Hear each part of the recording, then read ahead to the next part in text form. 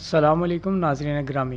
فوجی ڈکٹیٹروں سے بھی سخت گیر سمجھے جانے والے پاکستانی تاریخ کے طاقتور حکمران نواب آف کالاباغ کون تھے؟ ان کا سیاسی پس منظر اور دور حکومت کیسا تھا؟ انہوں نے قائد اعظم محمد علی جناح سے کیسے ملاقات کی؟ صدر ایوب خان نواب آف کالاباغ سے کیوں ڈرتے تھے؟ امیر خان کا کالاباغ سے کیا تعلق تھا؟ نواب صاحب اپنے دشمنوں کے ساتھ کیا کرتے تھے؟ اور ملک امیر محمد خان المعروف نواب آف کالاباغ کے حوالے سے آج کی اس ویڈیو میں ہم آپ کو ایسی معلومات فراہم کرنے جا رہے ہیں جن کو شاید آپ نے پہلے کبھی نہ سنا ہو۔ لیکن اگر آپ نے ابھی تک ہمارے چینل موسیٰ آرکائیو کو سبسکرائب نہیں کیا تو پہلے سبسکرپشن کا بٹن دبا کر سبسکرائب کریں تاکہ آئندہ آنے والی تمام ویڈیوز آپ کو ملتی رہیں۔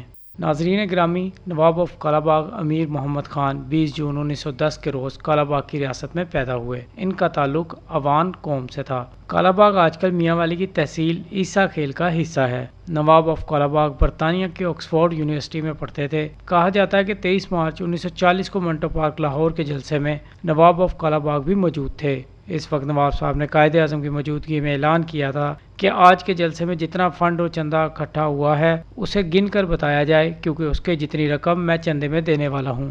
اس وقت قائد اعظم محمد علی جناح نے ممتاز دولتانہ سے پوچھا کہ یہ نوجوان کون ہے، جس کے جواب میں دولتانہ نے کہا کہ یہ ملک امیر محمد خان نواب آف کالاباغ ہیں۔ ان کا شمار ملک کے بڑے جاگیرداروں میں ہوتا ہے۔ نواب صاحب 1955 میں پاکستان کی دوسری قانون ساز اسمبلی کے ممبر بنے۔ مارشل لاء کے بعد ایوب خان نے پاکستان میں ایگریکلچر ریفارمز متعارف کروائیں تو نواب آف کالاباغ نے 22,000 ایکڑ سے زائد زرعی زمین کمیشن کے حوالے کر دی۔ ایوب خان کی دلی خواہش تھی کہ نواب آف کالاباغ ان کی کابینہ میں وزیر بنے، لیکن نواب آف کالاباغ نے یہ کہتے ہوئے وزارت لینے سے انکار کر دیا کہ کیا اب میں ان 2% کے اراکین اسمبلی کے سوالوں کا جواب دیتا پھروں۔ ایوب خان نے 1 یونٹ بناتے ہوئے مشرقی پاکستان یعنی بنگال کو ایک صوبہ مغربی پاکستان بنایا۔ 1 جون 1960 کو نواب آف کالاباغ کو ویسٹ پاکستان کا بااختیار گورنر بنا دیا۔ تو یوں نواب صاحب کراچی سے چترال تک آج کے دور کے پورے پاکستان کے چیف ایگزیکٹو اور حاکم بن گئے۔ وہ پاکستانی تاریخ میں سب سے زیادہ سخت گیر گورنر کے طور پر یاد کیے جاتے ہیں۔ ان کے دور حکومت کے سینکڑوں قصے کہانیاں کتابوں میں تحریر ہیں۔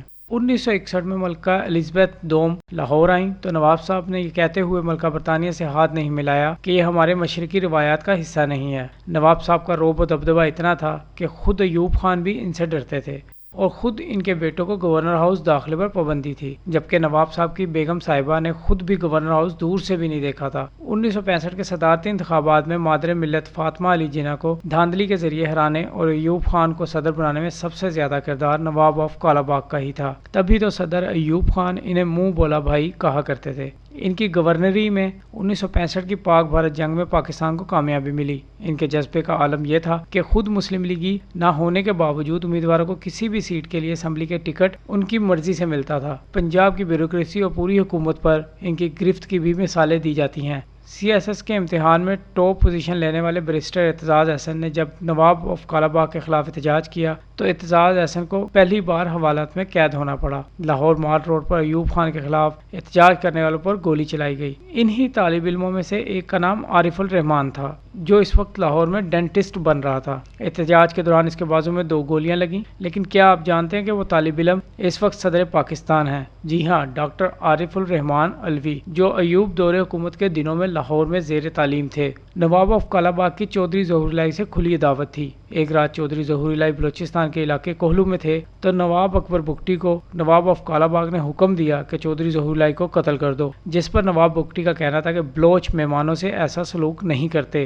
ایک طرف نواب صاحب بھی اپنی سیاسی مخالفین کے لیے ڈراؤنا خواب تھے تو وہیں ان کی شخصیت میں مختلف پہلو بھی تھے۔ انہوں نے بطور گورنر کبھی تنخواہ نہیں لی۔ گورنر ہاؤس کا کچن چلانے کے لیے آٹا، دالیں، چاول اور گھی کالاباغ سے لاہور منگوایا جاتا تھا۔ ان کے دور حکومت میں 5 سال کا بچہ اغوا ہو گیا۔ 24 گھنٹے گزر جانے کے بعد بھی بچہ بازیاب نہ ہو سکا تو اگلے روز نواب آف کالاباغ نے پولیس آفیسرز کے بچوں کو اٹھوا کر کالاباغ بھجوا دیا اور اعلان کیا کہ جب تک مغوی بچہ نہیں مل جاتا تب تک پولیس افسران کے بچے واپس نہیں ملیں گے۔ اس ہی دن پولیس نے 5 سالہ بچہ بازیاب کروا لیا۔ ایچیسن کالج لاہور میں حالات خراب ہوئے تو نواب آف کالاباغ نے انتظامیہ سے کہا کہ اگر طالب علم سیدھے نہ ہوئے تو ان پر گولی چلانی پڑے گی۔ میٹنگ کے بعد وہاں ایک آفیسر نے نے کہا کہ نواب صاحب اگر آپ اجازت دیں تو میں آپ کے بیٹے ملک اسد احمد خان کو کالج سے لے آؤں۔ نواب صاحب بولے تم کس کو لاؤ گے، وہاں تو سارے ہی اسد خان پڑھتے ہیں، اس بات کا کسی سے ذکر بھی نہیں کرنا، جو بھی ہوگا سب کے ساتھ برابر ہوگا۔ نواب صاحب پردے کے سخت پابند تھے۔ سکندر مرزا کالا باغ کے دورے پر آئے تو ان کی بیگم نے کہا کہ میں آپ کے گھر میں جانا چاہتی ہوں۔ نواب صاحب نے جواب دیا کہ ہماری عورتوں کا پردہ ہے۔ ان کی بیگم نے کہا کہ میں عورت ہوں۔ نواب صاحب نے کہا آپ جیسی عورتوں سے بھی پردہ ہے۔ نواب آف کالا باغ کرپشن اور رشوت کے سخت خلاف تھے۔ انہوں نے اپنے اسٹاف کو وارننگ دے رکھی تھی کہ اگر تمہارے خلاف کوئی شکایت ملی تو تمہارا کچومر نکال دوں گا۔ ایک بار ایوب خان نے اقوام متحدہ میں شرکت کے لیے نواب آف کالا باغ کو بھی اپنے ساتھ لے جانے کا فیصلہ کیا۔ نواب آف کالا باغ نے الطاف گوہر سے کہا میں اس پگڑی دھوتی اور مونچھوں کے ساتھ اقوام متحدہ میں گیا تو مذاق اڑے گا اور خوب ڈرامے بازی ہوگی۔ ایوب خان سے کہہ دو میں نے نہیں جانا۔ ان کے دور میں اسلامی جمعیت طلبہ نے ایوب خان کا پتلا بنا کر گدھے پر بٹھایا۔ اس کی خبر جب نواب صاحب کو ملی تو بہت غصہ ہوئے اور کہا کہ طلبہ کا سیاست سے کیا لینا دینا۔ سرگودا کے ڈی آئی جی کو کہا کہ 12 گھنٹے کے اندر اندر تم مولانا مودودی کو گرفتار کر کے جیل بند کر دو۔ ڈی آئی جی نے کہا کہ اتنی دیر میں تو گرفتاری مشکل ہے، پتہ نہیں کہ مولانا مودودی کہاں روپوش ہیں۔ تو نواب صاحب نے کہا ڈی آئی جی صاحب آپ جان لیجئے آپ انہیں گرفتار نہیں کر سکے تو آپ کو حوالات کی ہوا کھانی پڑے گی، انہیں کہیں سے بھی ڈھونڈ نکالیں، مجھ سے اسلحہ اور مال لے لیں، مگر میں اور وقت نہیں دوں گا۔ نواب صاحب کے کئی اقدامات کو دیکھ کر لگتا تھا کہ وہ فرشتہ ہیں، پر کبھی کبھی وہ ویلن لگتے تھے۔ آکسفورڈ جیسے تعلیمی ادارے سے پڑھنے کے باوجود بھی وہ ڈیرا اور شاہی جاگیردارانہ سوچ رکھتے تھے۔ نواب صاحب نے بدماش پال رکھا تھا جس کا نام محمد خان ڈاکو تھا۔ کتابوں میں لکھا ہے کہ Ayub Khan commander and chief صدر پاکستان ہونے کے باوجود نواب آف کالا باغ سے ڈرتے تھے، اور جب ڈاکو محمد خان مری اور گلیات کے جنگل میں ہوتا تو ایوب خان اپنے گاؤں آنے سے گریز کرتے تھے۔ اداکار شان شاہد کی والدہ اداکارہ نیلو اپنے وقت کی کامیاب اداکارہ تھیں اور انہوں نے اپنے کیریئر کی شروعات ہالی ووڈ فلم سے کی تھی۔ کہا جاتا ہے کہ ایرانی بادشاہ جب پاکستان دورے کے لیے آئے تو اداکارہ نیلو سے نہ جانے کیسے رقص کی فرمائش کی گئی، جسے کرنے سے انہوں نے صاف انکار کر دیا۔ نواب آف کالا باغ نے اسے اپنی بے عزتی سمجھا اور بدلہ لینے کے لیے کئی گنڈوں کو چھوٹ دے دی اور یوں نیلوفر کو جنسی طور پر ہراساں کیا جانے لگا۔ جب نیلوفر کا صبر جواب دے گیا تو نیلو نے گورنر ہاؤس کے باہر خودکشی کرنی چاہی، اتفاق سے ان کی جان بچ گئی۔ نواب آف کالا باغ کی والدہ کا انتقال ہوا تو تدفین کے لیے وہ کالا باغ آئے اور ایک ہفتے تک وہیں رہے۔ نواب صاحب صبح شام افسوس کرنے والوں سے ملتے رہے۔ اسی دوران دیکھتے ہیں کہ ایک شخص بڑے خوش و خضوع کے ساتھ آتا ہے اور روتا چلا جاتا ہے، یہاں تک کہ نواب آف کالا باغ لاہور روانگی کے لیے نکلنے لگے تو ہر ایک سے مصافحہ کرنے لگے تو وہ شخص بھی سامنے آ گیا۔ تب نواب آف کالا باغ اسے جھنجھوڑتے ہوئے بولے ارے میاں ماں میری مری ہے نہ کہ تیری۔